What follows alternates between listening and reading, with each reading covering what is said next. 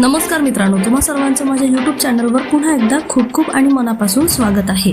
आजच्या व्हिडिओमध्ये आपण बघूया महागाई भत्ता वाढीची प्रतीक्षा संपणार, राज्य कर्मचाऱ्यांना 3% DA आणि थकबाकी मिळणार। व्हिडिओला सुरुवात करण्याअगोदर तुम्हाला एक विनंती, चॅनलवर पहिल्यांदाच भेट देत असाल तर चॅनलला सबस्क्राइब करा आणि व्हिडिओला एक लाईक करायला विसरू नका। चला तर मग सुरू करूया आजच्या व्हिडिओला। राज्य सरकारी, निमसरकारी, जिल्हा परिषद तसेच इतर पात्र कर्मचारी आणि पेन्शनधारकांना केंद्र सरकारच्या धर्तीवर 3% वाढीव महागाई भत्ता लाभ मिळणार आहे। मात्र सध्या राज्यात सुरू असलेल्या निवडणूक प्रक्रियेमुळे या निर्णयास थोडा विलंब होणार आहे। निवडणूक आचारसंहितेमुळे निर्णय रखडला। सध्या राज्यात नगर परिषदा व नगरपंचायतीच्या निवडणुका पूर्ण झाल्या असून पुढील महिन्यात महानगरपालिकांच्या निवडणुका होणार आहेत। या निवडणुकांचा कार्यक्रम 20 जानेवारीपर्यंत सुरू राहणार आहे। निवडणूक आचारसंहिता लागू असल्यामुळे राज्य सरकारकडून महागाई भत्ता वाढीबाबतचा अधिकृत शासन निर्णय GR सध्या जाहीर करण्यात आलेला नाही।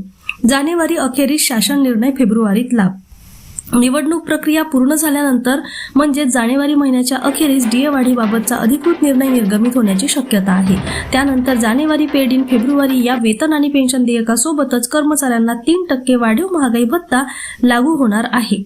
1 जुलै 2025 पासून DA वाढ आणि थकबाकी। महत्त्वाचे म्हणजे राज्य कर्मचाऱ्यांना ही 3% DA वाढ दिनांक 1 जुलै 2025 पासून लागू होणार आहे। त्यामुळे त्यांना महागाई भत्त्याची थकबाकी सुद्धा मिळणार आहे।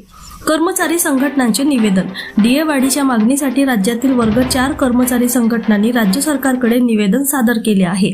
निवडणूक कार्यक्रम पूर्ण झाल्यानंतर राज्य सरकारकडून या प्रस्तावाला मंजुरी देण्यात येणार असल्याचे संकेत मिळत आहेत।